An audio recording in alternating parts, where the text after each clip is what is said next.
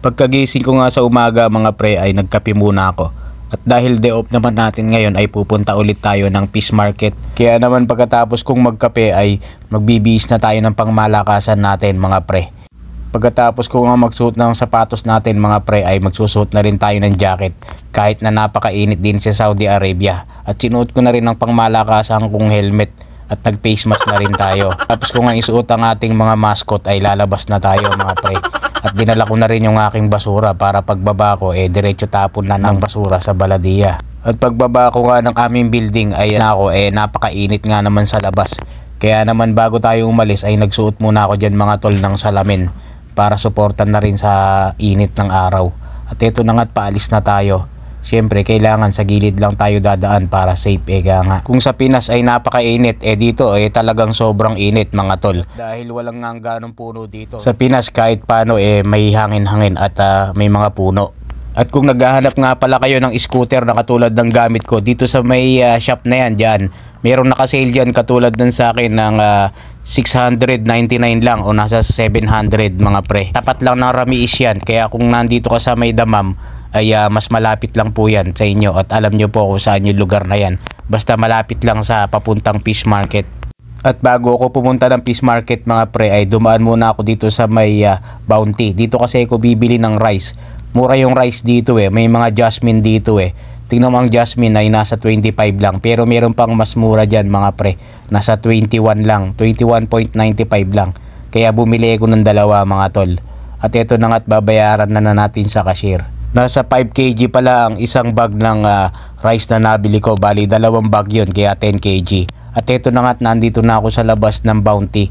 Diyan na tayo pupunta sa may tulay na yan, sa may papuntang fish market or sa ating pupuntahan na supermarket. At ito't paakyat na nga tayo sa hagdan mga pre. At pagdating ko nga dyan sa may dulo ay nasilip muna tayo. Diyan ang pupuntahan natin mga tol. Yung magkatabi na yan na W1 at katabi niyan sa right side ang fish market mga pre. Kaya naman ito dire-diretso na tayo sa loob. At pagdating mo nga dito bubungad na sa iyo ang mga isda na 10 real lang bawat tray na ganyan mga pre. Kahit anong seafood yan 10 real lang. Pero marami ka pa rin pagpipilian sa may loob. Hello Suke! Kamusta ka Subay? Ayos. Saan din may warti ka lang yan?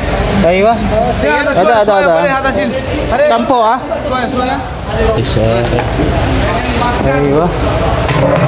One. Wahid more, wahid. One. And pusit. Yeah, dagdag mo. Aywa. Dagdag more pusit 27.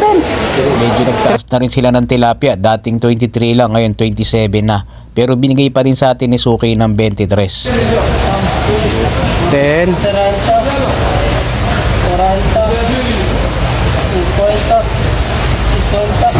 Okay, 50. 55 discount 55. Mapi. Discount me. Ada 15 more. Hasa. Aywa. Mapi discount. 10, 20 yan. 60. Give me discount sa tip. Aywa, mashallah. Ada suke. Syukuran. Aywa. Ayos. At yun na nga, naka-discount tayo kay Suki dahil suki natin sa seafoods yun. At dahil suki natin yun, nagdagdag pa siya ng isang plastic na isda. At dito na nga tayo sa may gulay. Suki ko din to Dito rin ako bumibili lagi. At eto nga, ang mga bustalbus nila dyan ay kamsa-kamsa lang o 5 real ang 4 na piraso. Kahit mix yun. At eto na nga, tinototal na sa dik ang lahat ng pinamili kong gulay. Siyempre, meron pa rin tayong discount dito dahil suki din natin to. Inabot ng 50 plus yung aking pinamili pero nasa 48 na lang. Dik, 10 real papaitan. Papaitan? 2 kilo. 1 kilo only, 10. 10 real only. At pagkabili ko nga ng papaitan, dito naman tayo sa baka. 1.3. Baka 20 real na, suki. 23. Ha? 23. Kada 20 Suki. At dahil kilala na rin ako sa binilang ko ng baka, kaya binigay na rin na 20 real ang beef ribs kahit 1.3 ang kilo niya. Dapat nasa 23 hanggang 25. At nandito na nga ako mga pre sa W1. At eto na nga't bibili na tayo ng pangrikado natin at mga panlahok sa mga binili nating mga beef at chicken at ating isda. At eto, kumuha na rin ako ng itlog mga pre at mga gata, baka maisipan namin maggata ng isda. At dito naman tayo sa mga frozen mga pre. Ayan o, nasa 11 lang ang bawat pack ng isa na yan. Kumuha ako ng chicken tocino at saka ng beef tocino mga pre, at saka isang gatas.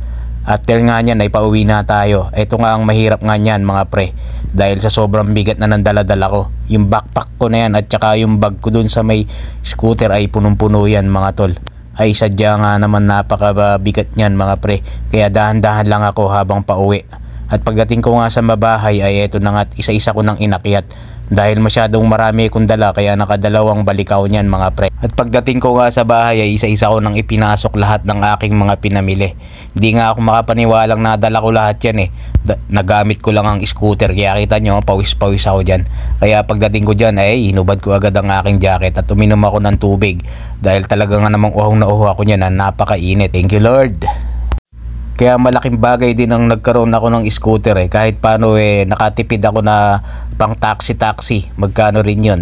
15-15, mga nasa 30 din yun kung magta-taxi ako papunta ng fish market. Kaya shoutout nga pala kay Siron. Siron, parandam ka naman dyan.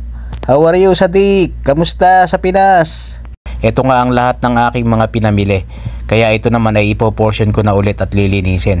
So same lang din ang ginawa ko nung nakaraang buwan, ay ipoportion ko lang po yan bawat isa at ilalagay ko lang sa isang plastic. At inuna ko na nga dyan pre-portion ng chicken feet. Di-divide ko lang sa 3 o 4 na plastic bag yan para kada hugot sa freezer ay luto. Isang kuha, isang luto mga pre. Ganyan ang aming sistema ng aking partner Pagkatapos ko nga niyan i-portion ng chicken, sinunod ko na nga ang beef dyan at ang tilapia mga pre na pinalinis na natin dun sa binilan na natin kanina sa live tilapia. At din rin ko lang tong mga isda at mamaya lilinisin ko yan. At pagkatapos ko nga i-portion ng mga beef at chicken ay nilagay ko na sa freezer. At sinunod ko naman pre ang mga isda dyan. At pagkalinis ko nga dyan ay nilagay ko na ulit sa freezer. At sinunod ko na rin ang mga veggies at ang ating biniling itlog. At puno na naman ang aming freezer, good for 1 month na naman. At kung mabitin man ay konti na lang. Ito nga pala yung mga cost ng aking pinamili.